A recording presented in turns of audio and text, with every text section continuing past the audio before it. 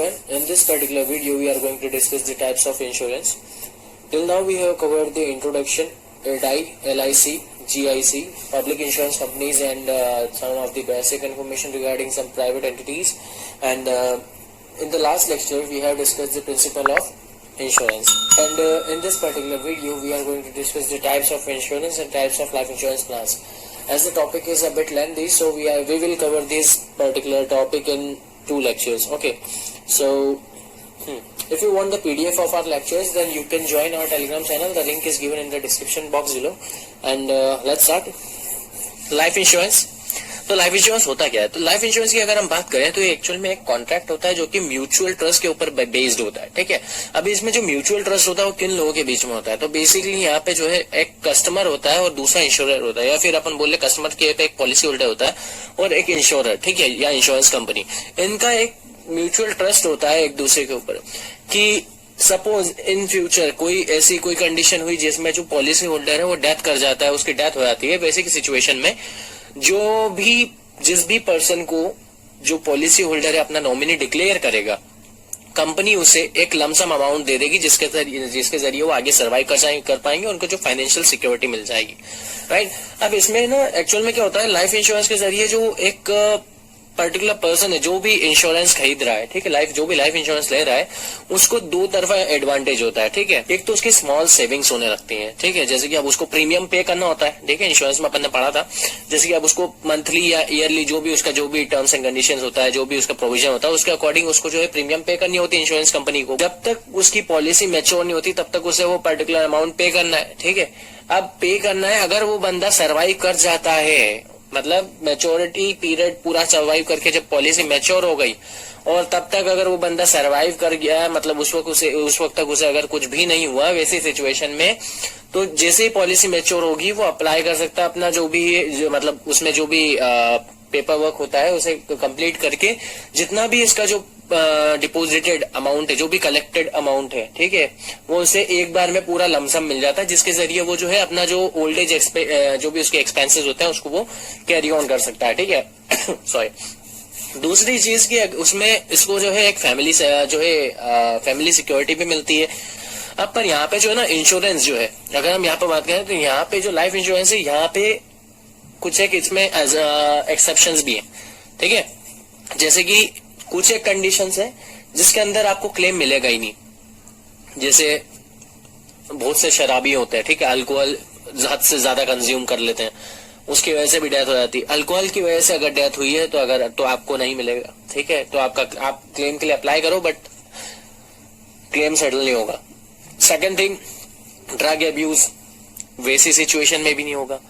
Third one is war या terrorism. ठीक है, टेररिज्म की वजह से या फिर वॉर में जो है आपका यहाँ पे अगर आपकी डेथ होती है, वैसे सिचुएशन में भी आपका जो है क्लेम सेटल नहीं होगा. थर्ड वन इज सुसाइड या फिर सेल्फ इन्फ्लिक्टेड इंजुरीज. ठीक है, सुसाइड की अगर बात करें तो सुसाइड तो हर कोई जानता है. सेल्फ इन्फ्लिक्टेड इंजुरीज की अगर बात करें तो ये आपने देखा होगा.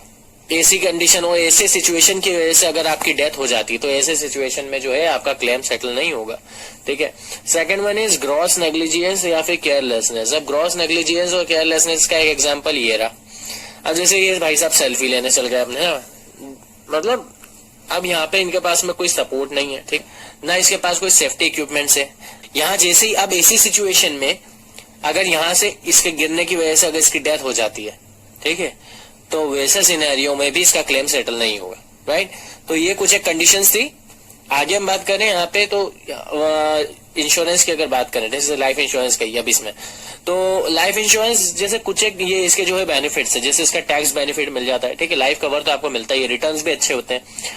पीस ऑफ माइंड, ऑब्वियसली बात है, फैमिली सिक्योर्ड है. तो इंसान जिस चीज को लेके उसने इंश्योरेंस खरीदा है, इंश्योरेंस खरीदने के बाद में ऑब्वियसली बात है कि उसको शांति तो रहेगी माइंड, सिक्योर योर फ्यूचर. ठीक है, फ्यूचर भी सिक्योर्ड होता ही, ऑब्वियसली बात है.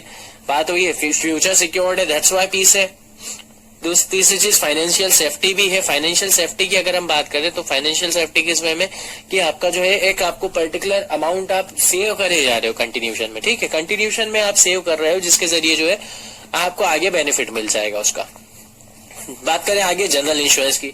ठीक है, अब जनरल इंश्योरेंस को अपन नॉन लाइफ इंश्योरेंस भी बोलते हैं. ठीक है। जैसे अपन ने फर्स्ट लेक्चर में देखा था कि जनरल इंश्योरेंस कोई अपन नॉन लाइफ इंश्योरेंस बोलते हैं। लाइफ इंश्योरेंस कवर करता है, लाइफ इंश्योरेंस जो है आपका डेथ कवर करता है, ठीक है। और वही चीज है जनरल इंश्योरेंस, मतलब लाइफ की जो है यहाँ पे आपको अश्योर किया जाता है लाइफ को लेके कि जो है सपोज अगर आपको कुछ हो जाता है तो ऐसी सिचुएशन में हम आपके जो भी नॉमिनीज हैं या बेनिफिशियरीज हैं, जिसका भी आप बेनिफिशियरी का नाम आप वहां पे देते हो, तो वैसी सिचुएशन में हम उन्हें जो है एक पर्टिकुलर सम दे देंगे जिसके जरिए जो है वो फाइनेंशियली सिक्योर्ड हो जाएंगे, ठीक है। सिमिलरली जनरल इंश्योरेंस जो है ये हर एक चीज का कंपनसेशन देता है सिवाय लाइफ का। दैट्स वाई इसे नॉन लाइफ इंश्योरेंस कहा जाता है, ठीक है। अब अगर यहाँ पे बात करें तो यहाँ पे जैसे बहुत सी कंपनीज है अलग अलग टाइप के यहाँ पे इंश्योरेंस देती है। जैसे देखो मोटर इंश्योरेंस हो गया, हेल्थ इंश्योरेंस है, फायर इंश्योरेंस है, मरीन इंश्योरेंस है, crop insurance, travel insurance, home insurance, ये सारे जनरल इंश्योरेंस है, ठीक है। सो बेसिकली देखा जाए तो मेजर जो यहाँ पे टाइप होते हैं आपके इंश्योरेंस के वो होता है एक life insurance and non life insurance या फिर जनरल इंश्योरेंस। अब आगे जो हम पढ़ेंगे जितने भी वो सारे जनरल इंश्योरेंस के टाइप है, ओके। तो अब हेल्थ इंश्योरेंस की बात करें तो हेल्थ इंश्योरेंस बेसिक सब फंडा अपन समझते हैं, ठीक है। क्या होता है, इसके जरिए आपको कैशलेस ट्रीटमेंट मिल जाता है, ठीक है। आपके जो भी एक्सपेंसेस जो होते हैं उनका आपको वापस से रिफंड मिल जाता है, ठीक है। क्लेम आपको मिल जाता है एक पर्टिकुलर जो भी उसमें जैसे क्या होता है कि आप कभी भी अगर जैसे किसी को एडमिट कराना है, ठीक है, वैसे सिचुएशन में क्या होता है कि आप हॉस्पिटल जाते हैं, उस पर्सन को लेके, अगर आपका हेल्थ इंश्योरेंस नहीं है देन आपको एक पर्टिकुलर जो बहुत सारे उसके जो प्रोसीजर होता है हर एक हॉस्पिटल का उसको फॉलो अप करते हुए आगे और उसके बाद में आपको जो है वहाँ पे पेमेंट मतलब इशू जो भी आपको पेमेंट करना होता है जितना भी उनका फिक्स होता है, ठीक है। तो उसके बाद इतना काम होने के बाद में आपको वहाँ पे एडमिट किया जाता है, राइट। और वही चीज क्या होती है हेल्थ इंश्योरेंस अगर आपने लिया है, ठीक है। तो अलग अलग जैसे क्या होता है हर इंश्योरेंस कंपनी जो है उनका अलग अलग मतलब जैसे एक उनके पास में लिस्ट होती है। आप इंश्योरेंस लेते हैं जब आप तो उस पॉलिसी के अंदर वहां पे लिस्ट दी होती है कि इन हॉस्पिटल्स में हमारा हेल्थ इंश्योरेंस काम कर पाएगा या आप यहाँ पे जो है आप अप्लाई कर सकते हो इनके लिए, ठीक है। या आप यहाँ पे जो है आप एडमिट कर सकते हो, यहाँ पे हमारा जो है इंश्योरेंस लग जाए, हेल्थ इंश्योरेंस लग जाएगा हमारी कंपनी का। जब आप वहां जाते हैं, ठीक है, जहाँ पे आपने हेल्थ इंश्योरेंस लिया हुआ है, आप उस कंपनी में उस हॉस्पिटल में गए, आपने वहां पे सिर्फ आपको वहां पे बताना होता है कि हाँ मैं हेल्थ इंश्योरेंस है। देन आपको वहां पे जो भी वो जो भी नंबर्स वगैरह मांगते हैं, जो शायद पॉलिसी नंबर वगैरह, वो आपको देना होता है और आपका काम हो जाता है, आपको एडमिशन मिल जाता है। देन उसके बाद में आगे की प्रोसीजर बहुत इजीली हो जाता है। वैसे तो आपको जो भी आपको वहाँ पे पर्टिकुलर अमाउंट पे भी करना होता है, तो आपको जब आप वहाँ पे बिल्स लगा देते हैं देन आपको वापस मिल जाता है पेमेंट, ठीक है, क्लेम के थ्रू। अब अगर हम बात करें यहाँ पे ये इंश्योरेंस कितने टाइप के होते हैं, हेल्थ इंश्योरेंस भी, तो यहाँ पे 3 टाइप के हेल्थ इंश्योरेंस होते हैं। पहला आता है इंडिविजुअल हेल्थ इंश्योरेंस, सेकंड होता है आपका family insurance, family health insurance, and the third one is senior citizen health insurance. अब इसमें क्या होता है ना, देखो इसमें आपको जो है यहाँ पे क्या क्या मिल जाता है। कभी भी आप बीमार होते हो तो आपको इसमें बहुत सारे एडवांटेज मिल जाते हैं, जैसे कैशलेस हॉस्पिटलाइजेशन, ठीक है। दूसरी चीज रीइंबर्समेंट हो जाता है, कवरेज ऑफ प्री हॉस्पिटलाइजेशन, ठीक है। आप हॉस्पिटलाइजेशन के पहले ही आपको कवरेज मिल जाता है, ठीक है। और उसके बाद में पोस्ट डिस्चार्ज के बाद में आपके जितने भी एक्सपेंसेस होते हैं ना, उसको भी आपको जो है आपको जो है रिफंड कर दिया जाता है। उसमें पूरा कवर हो जाता है आपका जितना भी आपका बिल बनता है, आपको बिल्स वहां पे फाइल करने होते हैं एंड आपको जितना भी आपका पेमेंट होता है वो आपको पूरा रिफंड कर दिया जाता है उनकी साइड से एज ए क्लेम के जरिए जो है वो आपको मिल जाता है, ठीक है। आगे हम बात करते हैं फैमिली हेल्थ इंश्योरेंस की। It is a form of effective health insurance cover that provides coverage to all family members against all medical emergencies in return of single premium. वही बात है जैसे अपन फर्स्ट जो अपन ने इंडिविजुअल हेल्थ इंश्योरेंस देखा बिहार, यहाँ पे क्या था, आप भी यहाँ पे भी प्रीमियम पे करते ही हैं, ठीक है। सिमिलरली फैमिली हेल्थ इंश्योरेंस में भी आप सिंगल प्रीमियम पे कर रहे हैं और वहां पे आपकी पूरी फैमिली कवर्ड है। आगे हम बात करें सीनियर सिटीजन की, क्योंकि सीनियर सिटीजन हेल्थ इंश्योरेंस में जो है एडाई के अकॉर्डिंग जो है यहाँ पे अगर कोई व्यक्ति जिसकी एज 60 से 65 साल है तो वो बंदा भी जो है हेल्थ इंश्योरेंस ले सकता है, ठीक है। अब हेल्थ इंश्योरेंस का एक इजी और सबसे कॉमन आपको एग्जांपल बताता हूं, जो आपका आयुष्मान हेल्थ कार्ड, ठीक है। आयुष्मान की अगर बात करें तो आयुष्मान जो है उसमें जो है आयुष्मान कार्ड के जरिए आपको जो है 5 लाख तक का जो भी आप ट्रीटमेंट लेंगे वो फ्री ऑफ कॉस्ट रहेगा, राइट। तो वो भी एक तरीके का आपका हेल्थ इंश्योरेंस ही है गवर्नमेंट की साइड से। उसमें भी बहुत सारी जो है ऐसा है कि उसके अंदर भी एक लिस्ट है ओवरऑल कि ये डिसीज जो है आयुष्मान हेल्थ कार्ड के अंदर जो है कवर हो रही है। तो सारी चीजें जो है वो टर्म्स एंड कंडीशंस के अकॉर्डिंग यहाँ पे भी चलेगी, ठीक है। Health insurance do not provide coverage in below situations. Hospitalisation due to war और रिलेटेड एक्टिविटीज, अब वॉर वाली कंडीशन होगी, ठीक है, या टेररिज्म हो गया, उसकी वजह से जो है हॉस्पिटलाइजेशन होगा अगर, तो उसमें जो है कवरेज नहीं मिलेगा। टर्मिनल इलनेस जैसे कि एड्स, अरे स्पेल मिस्टेक है, ठीक है, स्पेलिंग मिस्टेक है। तो जैसे एड्स हो गया या दूसरी से मिलती जुलती डिसीजेज जो मतलब बहुत ज्यादा सीरियस डिसीजेज होती हैं, जैसे कि आपका कैंसर है, ठीक है, तो इस टाइप की जो डिसीजेज है उनको भी कवर नहीं करता ये। कॉस्मेटिक और प्लास्टिक सर्जरीज, ठीक है, ये आपका जो ये आपके ऊपर डिपेंड करता है, आप कराना चाह रहे हो, ये आपको कोई बीमारी नहीं है, ठीक है, ये आपको जो प्रूव ये आपको कवर देता है बीमारियों के अगेंस्ट में, ठीक है। और बीमारी भी एक नॉर्मल बीमारियां जैसा जो मतलब हद से ज्यादा मतलब जो एग्रेसिव है उनके अगेंस्ट में नहीं देता है, जैसे एड्स हो गया, कैंसर हो गया, इनके अगेंस्ट में नहीं देता है। कॉस्मेटिक्स और प्लास्टिक सर्जरी के अगेंस्ट में नहीं देता है, ठीक है। डेंटल सर्जरी, आई सर्जरी में भी नहीं को भी कवर नहीं करता है। कोई मेडिकल कंडीशन जो कि पहले से आपको चली आ रही है तो उसको भी कवर नहीं करेगा, ठीक है। कोई नॉन एलोपैथिक थेरेपी जैसे आप एक्यूपंक्चर, योगा, ठीक है, नेचुरोथेरेपी या आपका जो होम्योपैथी के जरिए अगर आप ट्रीटमेंट ले रहे हो तो वो कवर नहीं होंगे इसमें सिर्फ एलोपैथी से रिलेटेड ही ट्रीटमेंट्स कवर होते हैं। बात करें मोटर इंश्योरेंस की, तो मोटर इंश्योरेंस क्या करता है, आपकी जो व्हीकल होता है आपका उसको मतलब जो है एक्सीडेंट कवर या डैमेज कवर प्रोवाइड करता है, ठीक है। सपोज आपके पास में कार है और आपने उसका इंश्योरेंस कराया हुआ है, ठीक है। अब वैसी सिचुएशन में अगर उससे कुछ एक कंडीशंस जो कि जो एक्सेप्शनल केसेस है उनको छोड़ के बाकी अगर किसी केस में अगर आपको जो है अगर कार में कोई डैमेज होता है तो उनके लिए कंपनी जो है कंपनसेट करेगी आपको, ठीक है। सेकंड थिंग, अगर इंडिया की अगर बात करें तो आपको अगर कार को रोड पे उतारना है तो वैसे सिनेरियो में आपका जो है कार का इंश्योरेंस होना कंपलसरी है। आपका जो व्हीकल है अगर आप चाहते हो उसे चलाना घर में शोरूम जैसे मतलब एक शो पीस की तरह तो रखोगे नहीं, राइट। तो आपको अगर चलाना है तो आपको गाड़ी का इंश्योरेंस कराना कंपलसरी है, ठीक है।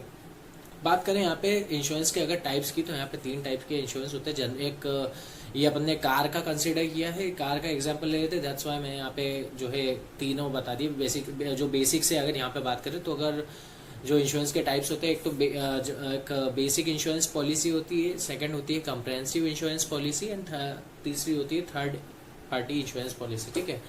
अब इसके अंदर जैसे यहाँ ये जो मोटर इंश्योरेंस है ये तीनों मतलब 3 टाइप की व्हीकल्स का होता है। कार इंश्योरेंस होता है, मोटर 2 व्हीलर इंश्योरेंस होता है और कमर्शियल व्हीकल इंश्योरेंस होता है। अब ये जो तीनों है ना, इन तीनों के अंदर ये सब कैटेगरी है, ठीक है।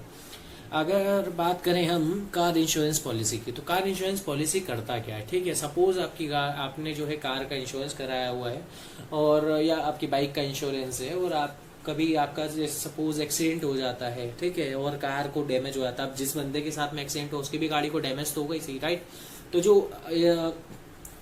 जो भी डैमेज होगा, ठीक है, उसका कंपनसेट जो है मतलब आपको प्लस वो जो सामने वाला बंदा है, ठीक है, उसको दोनों को जो भी कंपनसेशन देना होगा वो जो भी डैमेज हुआ है दोनों की गाड़ियों में उसका जो कंपनसेशन जो है इंश्योरेंस कंपनी देगी। अब जो सामने वाला बंदा है जिसकी गाड़ी के साथ में आपकी गाड़ी का एक्सीडेंट हुआ है तो उस बंदे को हम थर्ड पार्टी बोलते हैं। यहाँ पे बेसिकली इंश्योरेंस में 3 पार्टी होती हैं, जैसे कि फर्स्ट जो कि पॉलिसी होल्डर होता है उसे फर्स्ट पार्टी बोलते हैं, जो इंश्योरेंस कंपनी होती है उसे second party and the third one जो तीसरा बंदा जिससे आपका जो भी सपोज एक्सीडेंट वगैरह होता है जिस जो भी है ना, तो उसे जो है थर्ड पार्टी बनाया जाता है। कंप्रहेंसिव कार इंश्योरेंस, तो कंप्रहेंसिव में क्या होता है ना, यहाँ पे मतलब हर टाइप का डैमेज इसमें जो है ना आपका कवर हो जाता है, ठीक है। इनफैक्ट आपका भी प्लस सामने वाले का भी। अगर आप उसके साथ में बस आपका जैसे ऊपर अपन ने कार इंश्योरेंस में देखा था कि अगर एक्सीडेंट हो जाता है तो दोनों का जो भी कंपनसेशन बनता है या जो भी क्लेम बनेगा या डैमेज कवर जितना भी डैमेज हुआ है उसको लेके जो भी कंपनसेशन बनेगा वो कंपनी देगी, ठीक है। वो तो है ही सही। प्लस अगर आपकी गाड़ी जैसे एक मतलब उसमें कोई तोड़ फोड़ हो जाती है, ठीक है, कोई बंदा जैसे सपोज आया और तोड़ फोड़ करके चले गया तो उसका भी क्लेम आपको मिलेगा इसके अंदर। गाड़ी चोरी हो जाती है, ठीक है, उसमें आग लग गई, या कोई भी सपोज लैंडस्लाइड हो गया और लैंडस्लाइड के चलते या अर्थक्वेक हुआ और उसके चलते आपकी कार को या आपकी गाड़ी को कोई भी डैमेज हुआ, तो वो सारा इस पर्टिकुलर इंश्योरेंस पॉलिसी में कवर होता है। और इसी वजह से ये जो है ना, ये वाला इंश्योरेंस जो होता है कंप्रेहेंसिव कार इंश्योरेंस या कंप्रेहेंसिव इंश्योरेंस पॉलिसी जो होता है वो सबसे महंगा होता है, ठीक है, इन मतलब जो है तीनों कैटेगरीज में। आगे बात करें थर्ड पार्टी इंश्योरेंस पॉलिसी। तो थर्ड पार्टी इंश्योरेंस पॉलिसी मतलब थर्ड पार्टी इंश्योरेंस पॉलिसी जो है वो क्या करता है, थर्ड पर्सन को जो है कवर प्रोवाइड करता है। इसमें आपको नहीं मिलेगा, फर्स्ट पार्टी को नहीं मिलता, थर्ड पार्टी को मिलता है। बेसिकली होता क्या है, सपोज जैसे अब इंश्योरेंस है तो इंश्योरेंस में यहाँ पे कंडीशन एक्सीडेंट से रिलेटेड ही होती है, राइट। अब एक्सीडेंट हुआ आपका, सपोज अगर जो भी बंदा है पॉलिसी होल्डर, उसका कभी अनजाने में जैसे जो एक्सीडेंट होता है और वहाँ पे जो भी डैमेज हुआ, ठीक है, दोनों कार्स टकराई या दोनों बाइक्स टकराई, वैसी सिचुएशन में आपकी कार भी ऑब्वियस ही बात है दोनों की ही जो व्हीकल होगी वो डैमेज होगी, ठीक है। पर यहाँ पे क्या होगा कि यहाँ पे जो है इंश्योरेंस कंपनी आपको कंपनसेट नहीं करते हुए थर्ड पर्सन को कंपनसेट करती है, ठीक है। और कोई भी मतलब इरडाई के अकॉर्डिंग, इरडाई जो है इरडाई के तहत जो अगर देखें तो कोई भी कंपनी थर्ड पार्टी इंश्योरेंस देने को मना नहीं कर सकती, ठीक है। मोटर इंश्योरेंस में जो भी डैमेजेस कवर होते हैं व्हीकल के वो नीचे दिए, देखो जैसे ये राइट और स्ट्राइक, ठीक है। जैसे अब दंगे हो जाते हैं तो जैसे बोलते हैं ना, दंगे में हमने जनरली देखते ही हैं, लोग आग लगा देते हैं, गाड़ियों को जला देते हैं, है ना, तोड़ा फोड़ी कर देते हैं। सिमिलरली हड़ताल में भी होता है, स्ट्राइक में भी, ठीक है। तो वैसे सिचुएशन में आपको कंपनसेशन मिल जाएगा। Second one is fire and burglary, अगर आग लग गई जैसे कि अभी, ठीक है। टेररिज्म एक्ट अगर, ठीक है, जैसे कि किसी ने पता चला कार ही उड़ा दी, आतंकवादी आया उसने उड़ा दी कार, तो वैसी सिचुएशन में आपका जो है यहाँ पे डैमेज कवर मिल जाएगा। अर्थक्वेक, लैंडस्लाइड, ठीक है, जैसे जनरली आपका जो है उत्तराखंड में देखने को आता ही है, लैंडस्लाइड हो जाता है, तो वैसी सिचुएशन में जो डैमेज होगा वो सब कवर हो जाएगा। फ्लड, स्टॉर्म, साइक्लोन, ओवरऑल देखा है तो last 4th and 5th act of God भी कवर करता है, एंड ऊपर वाले जो है एक्ट ऑफ ह्यूमंस भी कवर करता है, ठीक है, ओवरऑल। आगे अगर हम बात करते हैं, मोटर इंश्योरेंस जो है कुछ एक केसेस में यहाँ पे आपको कवरेज प्रोवाइड नहीं करेगा।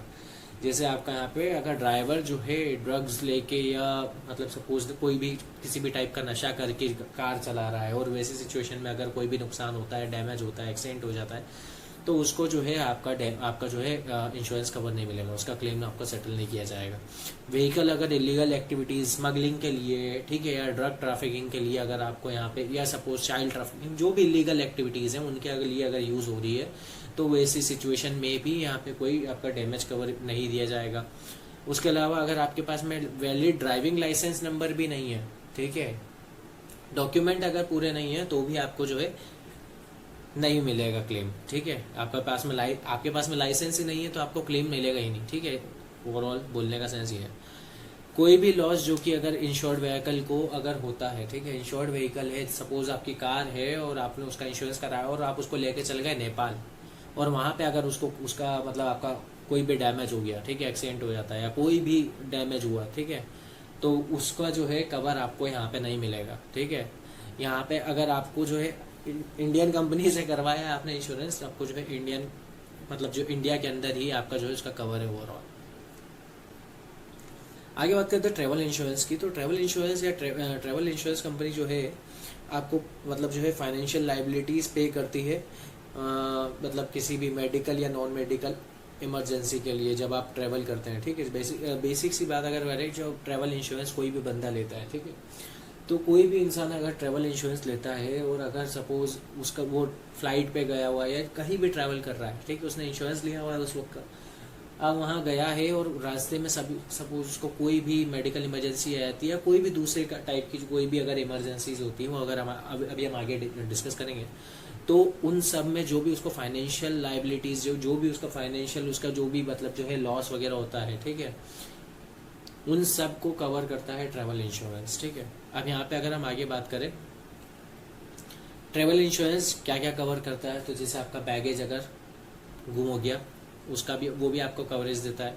इमरजेंसी मेडिकल एक्सपेंसेस, आप गए हो ट्रैवलिंग पे और सडनली आपको कोई मतलब बीमार हो गए और आपको एडमिट करना पड़ा या हॉस्पिटलाइज करना पड़ा, तो वो भी आपका जो है ट्रैवल इंश्योरेंस में कवर हो जाता है। लॉस ऑफ पासपोर्ट खो गया तो वो भी कवर हो जाएगा। हाईजैकिंग के जरिए जो हाईजैकिंग को लेके ये भी आपको कवर किया जाता है। डिले फ्लाइट हो गई या ट्रिप कैंसलेशन करना है, तो ये सारे सारे जो है आपको बेसिक से जो है आपको कंडीशंस दी हुई है जो इसमें कवर की जाती है, ठीक है।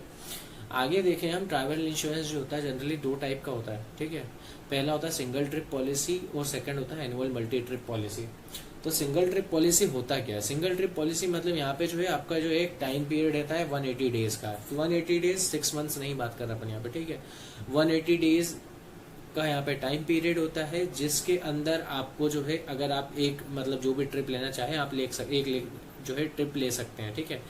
Single trip policy covers a trip that last under 180 days that is सोलिली depends on the insurer, ठीक है, जो कि डिपेंड करती है पूरी तरह से इंश्योरर के ऊपर, ठीक है। फर्स्ट वन 180 डेज के अंदर आप जो ये 180 डेज तक वैलिड होती है, उसके अंदर आप जो है एक जो भी आप ले सकते हैं ट्रिप आपकी। Second one is annual multi trip policy. इसमें क्या होता है कि ये जो है एनुअल मल्टी ट्रिप पॉलिसी जो है बहुत मतलब आप जैसे ये जनरली किसके लिए होता है, जैसे आप सिंगल ट्रिप पॉलिसी है कोई भी व्यक्ति है जो मतलब ऐसे नॉर्मली अपने हॉलीडेज स्पेंड करने के लिए बाहर जा रहा है, ठीक है, या किसी भी काम के लिए वो जा रहा है जिसको उसको ज़्यादा बाहर आने का कोई काम पड़ता नहीं, ठीक है। तो वैसे सिनेरियो में वो बंदा सिंगल ट्रिप पॉलिसी यहाँ पे लेता है, ठीक है। और बात करें एनुअल मल्टी ट्रिप पॉलिसी की, तो यहाँ पे जो है एनुअल मल्टी ट्रिप पॉलिसी में ये किन लोगों के लिए सूट करती है, जो जैसे जिन लोग को टूर पे जाना होता है, ठीक है। जैसे आज उनको सपोज यहाँ से अगर इंडिया के अंदर ही हम बात करें, आज उनको जाना है यूपी साइड, ठीक है। देन उसके बाद में वहाँ से आ गए, वहाँ से आने के बाद में सडनली उनको दूसरा टूर उनका जो अलॉट हो जाता है कि आपको जो है महाराष्ट्र साइड जाना है या समथिंग, जो भी अलग अलग जगहों पे जाना होता है उनको। तो ये जो है ना, ये annual multi trip policy generally इस टाइप के लोगों के लिए लेता है कि मतलब जो है साल भर में जो है बहुत सारे ट्रिप्स जो है करते रहते आते रहते हैं इधर उधर, तो उन लोग के लिए जो है बेनिफिशियल होता है।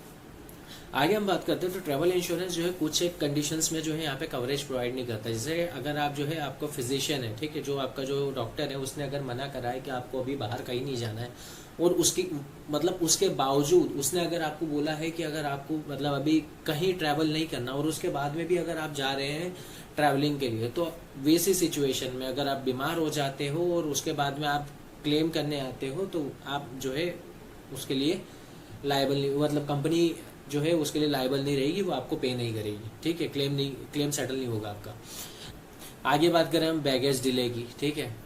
तो बैगेज डिले वाली कंडीशन में, बैगेज लॉस वाली कंडीशन में अगर आपको जो है क्लेम की अगर बात करें तो आप 24 घंटे आपको वेट करना होगा। 24 घंटे के बाद ही आप कंपनी में क्लेम के लिए मतलब कंपनी में जो है आप अप्लाई कर सकते हो बैगेज लॉस के लिए। 24 घंटे के पहले आप जो है कंपनी में अप्लाई नहीं कर सकते। अब जैसे साइकोलॉजिकल इलनेस की अगर बात करें, ठीक है, यहाँ पे आपने देखा है साइकोलॉजिकल इलनेस या फिर सेल्फ इन्फ्लेक्टेड इंजरीज भी अगर आपको होती है तो वैसे सिचुएशन में भी कंपनी जो है क्लेम सेटल नहीं करती है। तो साइकोलॉजिकल इलनेस क्या जनरली जैसे कि आपका डिप्रेशन में है कोई व्यक्ति या फिर आपका जो है उसको एंग्जाइटी डिसऑर्डर्स हैं, ठीक है, और भी बहुत सारी अलग अलग जो है मेंटल इलनेस होती है, तो उनको उन केसेस में भी जो है कंपनी जो है कवर नहीं प्रोवाइड करती है। And second is self inflicted injuries, जो कि अपन ने लाइफ इंश्योरेंस में देखा था सेल्फ इन्फ्लिक्टेड इंजुरीज किस टाइप की होती है, तो ये हमको जो है इन सारी कंडीशंस में आपको कवरेज नहीं मिलता है। वॉर और सिविल अनरेस्ट है, अगर आप कहीं ट्रैवल कर रहे हैं और वहाँ पे सपोज यहाँ से आप सीरिया में चले गए, वहाँ पे अब वहाँ पे जो जैसे अब ISIS है, ठीक है, तो वहाँ पे आप गए, वहाँ पे अगर आपको कुछ लॉस हो गया तो वो भी आपका कवर नहीं करेगा। क्यों? क्योंकि यहाँ इंटरनेशनल लोकेशन के ऊपर अगर वॉर वाली कंडीशन या सिविल वॉर टाइप है या फिर वहाँ पे जो है जो भी जो है सिविलियंस अपने उठा के बैठे हुए हथियार वगैरह वहाँ पे चल रही है वॉर जैसी कंडीशन, वहाँ पे भी आपका जो है अगर आपको कुछ होता है, आपको कोई मतलब जो है अगर आपको कोई भी इंजरी होती है तो वो कवर नहीं करेगा। पार्टिसिपेशन इन हजार्डस स्पोर्ट्स जैसे बंजी जंपिंग, पैराशूटिंग, ठीक है, ये जो है ऊपर से तुम कूदे, ठीक है, बंजी जंपिंग के लिए और पता चला रस्सी टूट गई, ठीक है, वो कवर नहीं करेगा। या आप ऊपर से मतलब जो है जंप करते हैं और नीचे गए और किसी भी रीजन से सपोज आपका हाथ में लग गई या कोई भी अगर आपको इंजरी होती है तो वो आपको कवर नहीं मिलेगा इसमें। पैराशूट तो वैसे सीन में यहाँ पे आपको कवरेज नहीं मिलता है। अब आगे बात करें होम इंश्योरेंस की, ठीक है। बेसिकली होम इंश्योरेंस क्या होता है, आपके घर को एक तरीके से इंश्योरेंस प्रोवाइड कर दिया जाता है इसके तहत मतलब इसके चलते, जिससे जो है इसको जो भी डैमेज कवर या जो भी लॉस होता है उसका आपको क्लेम या कंपनसेशन मिल जाता है। इसमें नेचुरल कैलमिटीज़ जैसे कि आपका अर्थक्वेक, अपन ने जैसे ओ माय गॉड मूवी के अंदर बताया ना, जैसे कि अर्थक्वेक आ जाता है, अर्थक्वेक आता है, उसके चलते वहाँ पे जो है उसकी पूरी बिल्डिंग गिर जाती है। अब वो बात अलग है, एक्ट ऑफ गॉड वाला जो भी उनका एक कॉलम उनने अलग से सेट करके बैठे थे, राइट। बट इसमें जो है आपको जनरली मिल जाता है, ठीक है। मैन मेड डिजास्टर्स, अगर मैन मेड डिजास्टर्स की अगर बात करें, जैसे कि अब यहाँ पे टेररिज्म एक्ट हो गया, ठीक है, या कोई भी दूसरा दूसरा रीज़न हो, ठीक है, तो या कोई व्यक्ति ने मतलब जो है घर में तोड़ फोड़ कर दी, ठीक है, किसी तीसरे इंसान ने, तो होता क्या है यहाँ पे मेन मेड डिजास्टर्स आ जाते हैं, ठीक है, और दूसरे थ्रेट्स वगैरह जो भी हैं इनको लेके यहाँ पे अगर आपके घर को कोई भी नुकसान होता है तो वो इसमें कवर कर दिया जाता है। साथ ही साथ ये जो है आपको जो है यहाँ पे एक्स्ट्रा कवर अगर इसमें देखें तो यहाँ पे एज ए बर्गलरी हो गया, जैसे कि आपका जो है आपका आग लग जाना हो जाता है, थेफ्ट हो जाता है, मतलब चोरी होना, ठीक है। उसके साथ ही साथ यहाँ पे अगर बाढ़ आ गई, ठीक है, अर्थक्वेक आ गए, बर्गलरी, वैसे बर्गलरी और मतलब थेफ्ट ये दोनों का सेंस एक ही है ना।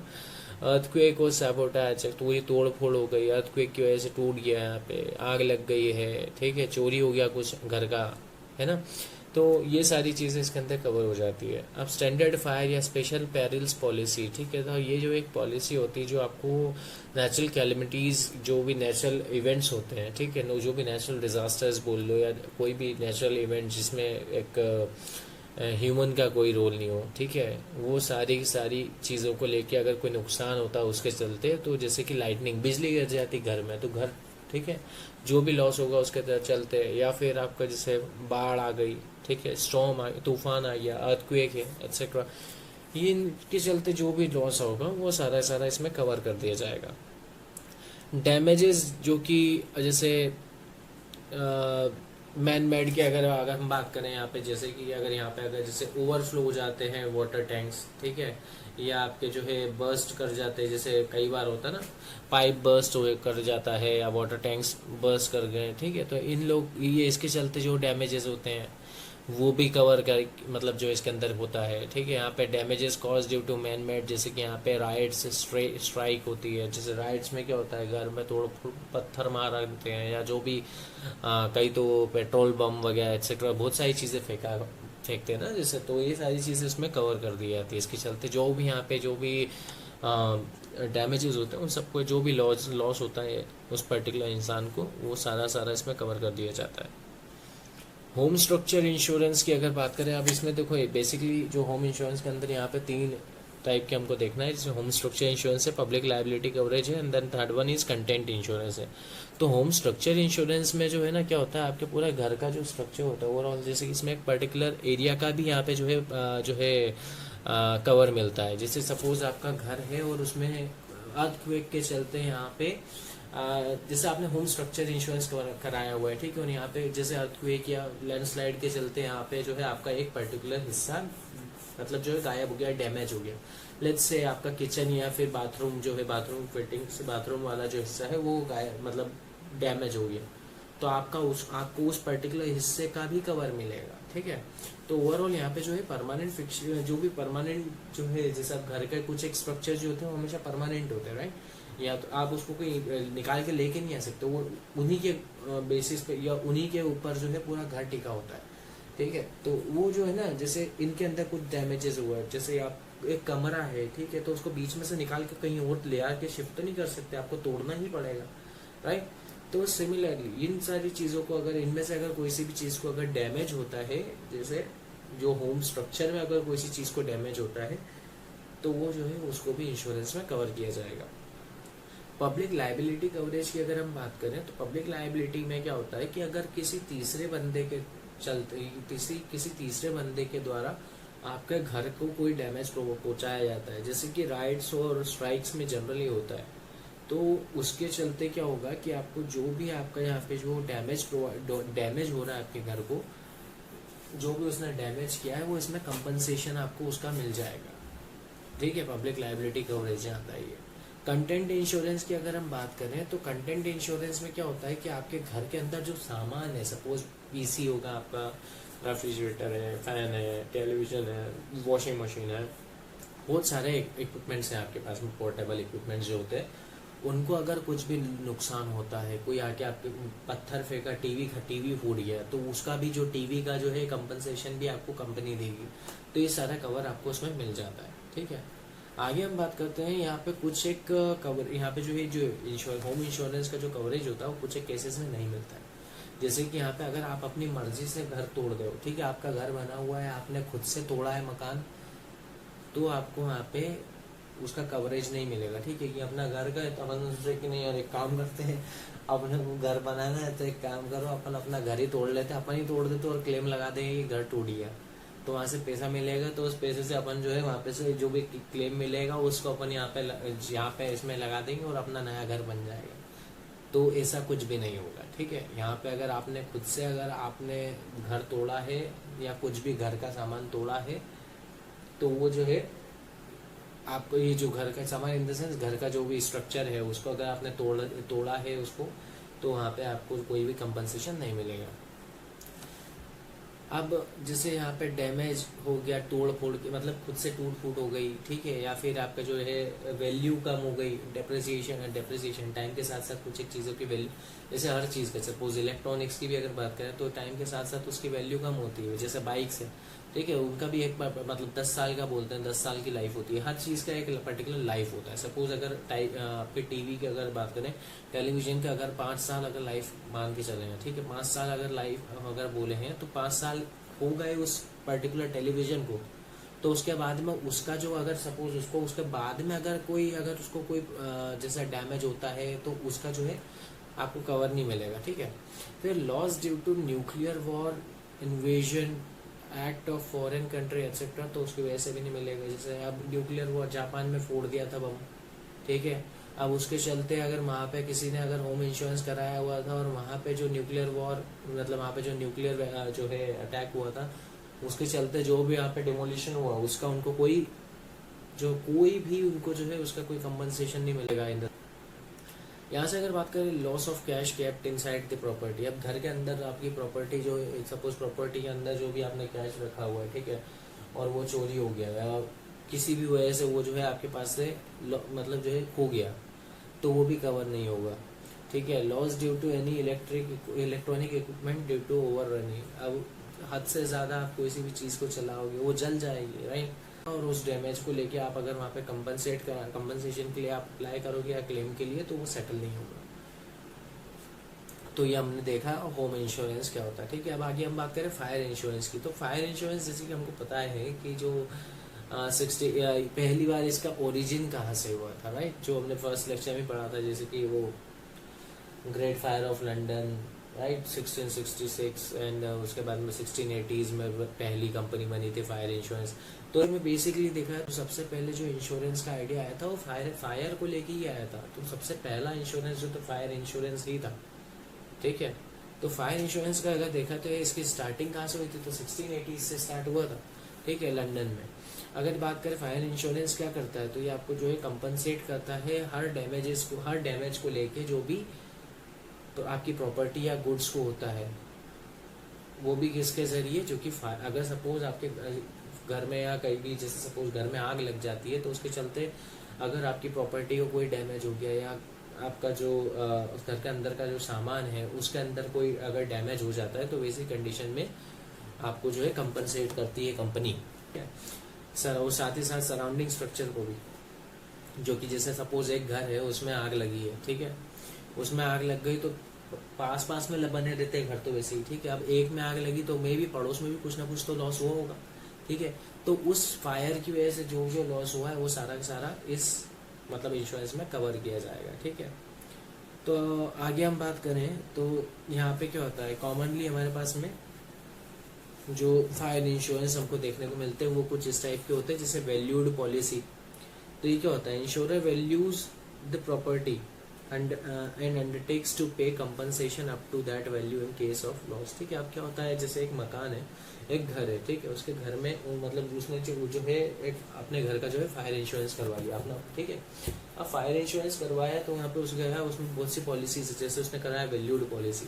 तो वैल्यूड पॉलिसी में क्या होगा कि जो इंश्योरर है वो आपके घर में आएगा, वो पूरा घर का एक सामान चेक करेगा और वो पूरे घर का जो आपके घर में सामान है, ठीक है, आपके घर में जितना भी सामान है उसकी एक वैल्यू पहले वो फिक्स करेगा, कि मतलब वैल्यू चेक करेगा कि ये पूरा ओवरऑल मिला के ये इनका जो भी अमाउंट बनता है, अगर इसको मॉनेटरी वैल्यू देखे इसकी, तो इसकी इतनी वैल्यू है, ठीक है। तो वो जो मॉनेटरी वैल्यू वो फिक्स कर देंगे। उसके बाद में सपोज अगर इन फ्यूचर अगर ऐसा कोई इंसिडेंट होता है तो वैसी कंडीशन में वो देखेंगे कि क्या क्या चीज़ें यहाँ से गायब है, कौन कौन सी चीज़ों को डैमेज हुआ है, और उसके बाद में आपको उसकी उस अकॉर्डिंग प्राइस मिल जाएगी, ठीक है, जो भी उन्होंने जो प्राइस फिक्स किया था। ये होता है वही वैल्यूड पॉलिसी। सेकंड होता है फ्लोटिंग पॉलिसी। तो ये क्या करता है, एक डैमेज कवर करता है to the properties lying at the different places, ठीक है। फ्लोटिंग पॉलिसी मतलब फ्लोट कर रही है एक जगह से दूसरी है, ठीक है। जैसे आप मान लो दो आपके पास में दो अगर मकान है, होते हैं ना कई लोगों के एक घर एक कॉलोनी है, उसी के अंदर एक व्यक्ति के दो मकान है, दो घर है, ठीक है, दो हाउसेस है। जैसे कि एक सपोज एक का नंबर 142 है तो दूसरे का नंबर 153, ऐसा कुछ एक थोड़ी थोड़ी स्पेस थोड़ी जगह पे, ठीक है, गैप के ऊपर। तो अब इसके जरिए क्या होता है, यहाँ पे जो सारी प्रॉपर्टी जो भी आपने ये जो है फ्लोटिंग पॉलिसी के तहत जो है, जैसे सपोज एक उस बंदे के दो घर है तो दोनों के दोनों घर जो है वो पॉलिसी के अंडर कवर हो जाएंगे, ठीक है, फायर इंश्योरेंस के अंदर। तो इसको बोलते हैं फ्लोटिंग पॉलिसी। साथ ही कंप्रहेंसिव पॉलिसी होता है, ये जो है वाइड कवरेज देता है, इंक्लूड डैमेजेस फायर की वजह से, थेफ्ट, बर्गलरी, चोरी की, है ना। उसके अलावा ये जो है इसको ऑल इन वन पॉलिसी भी बोलते हैं। अब कंप्रहेंसिव पॉलिसी एक्चुअली में होती है ऑल इन वन पॉलिसी, इसमें हर टाइप का जो है लॉस वो कवर कर दिया जाता है, ठीक है। चोरी हो जाएगी घर में कुछ भी, वो भी इसमें कवर है, आग लग गई तो भी कवर हो जाएगा। तो ओवरऑल कंप्रहेंसिव पॉलिसी में आपको हर टाइप का जो है फैसिलिटेशन मिल जाता है।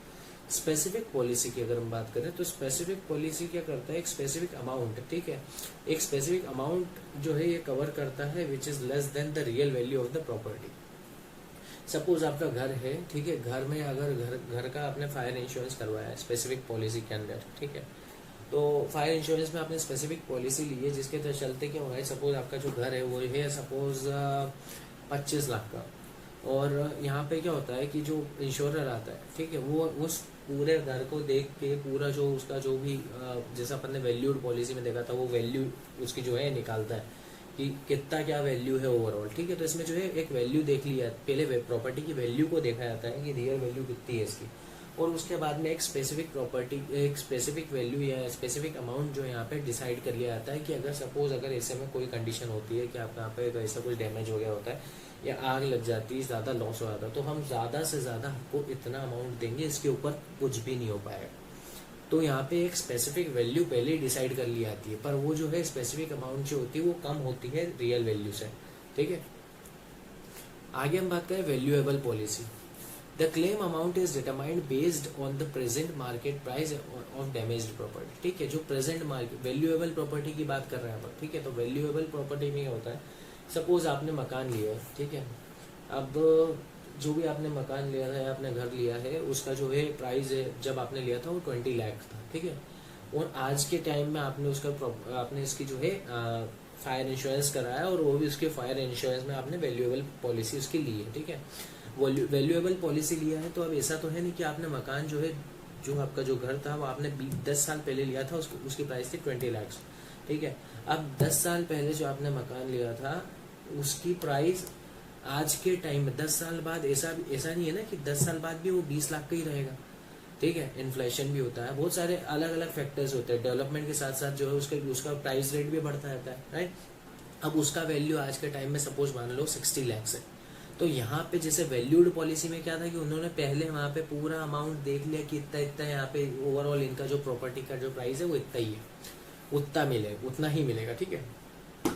वैल्यूएबल पॉलिसी क्या है कि वो जो है आपकी प्रॉपर्टी को जो है उसका प्रेजेंट डे जो मतलब जो प्रेजेंट डे जो मार्केट प्राइस है, ठीक है, जो भी आपकी पॉलिसी है, आपकी प्रॉपर्टी है, सपोज आपका घर है वो जल गया, ठीक है, डैमेज हो गया पूरी तरह से, तो पूरी तरीके से डैमेज हो गया, जो आपने अगर आप कंपनी में क्लेम करते हैं वैसे में, तो आपको यहाँ पे 20 लाख रुपए नहीं मिलेंगे क्योंकि आपने 20 लाख में मकान खरीदा था आपको जो है उसके 60 लाख मिलेंगे, जो कि उसकी आज की प्राइस है। उस बेसिस पे आपको जो यहाँ पे डैमेज कवर मिल जाएगा। अब डैमेजेस जो है यहाँ पे जैसे लाइटनिंग, एक्सप्लोजन या एयरक्राफ्ट डैमेज की वजह से, ठीक है, एयरक्राफ्ट डैमेज, ये सब बताऊँ, ठीक है। एयरक्राफ्ट डैमेज हो गया, फिर terrorist activity, right, strike, second natural disaster या फिर लैंडस्लाइड, ठीक है, रॉक स्लाइड हो गया, bursting of water, overflowing of water tank, फिर बुश फायर, इनकी ये जो है कवर ही होता है इंश्योरेंस पॉलिसी में। अब देखो लाइटनिंग अपन देख लिया, ठीक है, एक्सप्लोजन, कोई यहाँ पे सपोज आसपास में कोई गैस सिलेंडर फट गया, ठीक है, गैस सिलेंडर फट गया, उसके चलते आपके घर, आपकी प्रॉपर्टी को भी लॉस हुआ, ठीक है, वो भी कवर होगा। एयरक्राफ्ट डैमेज, जैसे एयरक्राफ्ट में कोई भी मतलब जो है डैमेज हुआ या कोई भी अगर प्रॉब्लम क्रिएट होती है और वहाँ पे हैंडल नहीं हो पाया पायलट से, ठीक है, तो और उसके चलते बाद में पता चला कि वो क्रैश कर गया, ठीक, पर वो आपकी किस्मत खराब थी कि वो सीधे आके आपके घर पे ही क्रैश करा और आपका घर पूरी तरह से खत्म हो गया, है ना, ठीक है, पूरी तरह से डैमेज हो गया। तो वो जो सिनेरियो में भी जो ऐसा कोई सिनेरियो क्रिएट होगा तो वैसे सिचुएशन में भी आपका जो है फायर इंश्योरेंस पॉलिसी जो है कवर करती है पूरा, मतलब जो भी डैमेज होगा, लॉस का जो भी क्लेम बनेगा या कंपनसेशन होगा वो आपको मिलेगा। तो ओवरऑल ये सारी सिचुएशंस रहती है इसके अंदर। आगे देखिए तो अब मरीन इंश्योरेंस रहेगा, तो अब ये जो मरीन इंश्योरेंस है इसको अपन अगले लेक्चर में कवर करेंगे। मरीन इंश्योरेंस और 2-3 और बचे, उनको अपन अगले लेक्चर में कवर करके पूरी तरह से ये वाला टॉपिक खत्म करके आगे इंश्योरेंस फ्रॉड के ऊपर फोकस करें, ठीक है। तो थैंक्स फॉर वॉचिंग।